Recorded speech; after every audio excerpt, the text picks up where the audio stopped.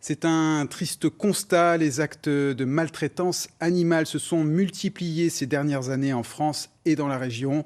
Pour punir plus sévèrement les auteurs, le gouvernement souhaite appliquer une nouvelle loi. Son rapporteur était en visite en Bourgogne pour la faire connaître. Baziz Djaouti, Claude Eudes et Anthony Borloo. Il a été battu. Chocolat a été recueilli dans ce refuge pour équidés maltraités il y a 2 ans.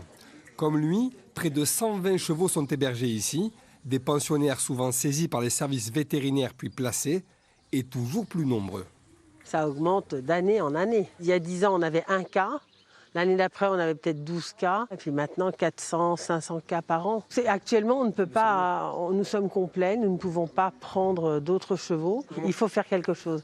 C'est urgent et c'est de pire en pire. Et les gens n'assument plus leurs responsabilités.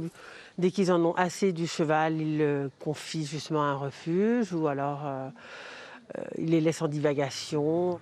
Des chevaux mutilés dans un haras de Saône-et-Loire l'an dernier, d'autres maltraités et saisis à Saint-Père quelques mois plus tard. La Bourgogne n'est pas épargnée. Ce député veut durcir la loi pour lutter contre ce fléau. Il y a des aspects qui concernent les sanctions pénales qu'on va augmenter en cas de maltraitance ou de cruauté ou d'abandon. On les augmente parce qu'aujourd'hui, finalement, abandonner ou pratiquer un acte de cruauté sur un cheval ou un animal de compagnie, c'est moins puni que d'abîmer une chose, un objet. Autre étape de la visite de Loïc Dombreval, la SPA de Monceau-les-Mines. Ce refuge recueille chaque année 350 chats et 250 chiens.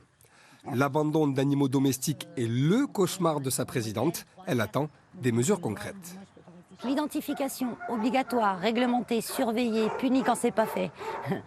La stérilisation, qui n'a rien à faire, un animal n'a rien à faire non stérilisé chez un particulier qui ne peut pas faire de reproduction.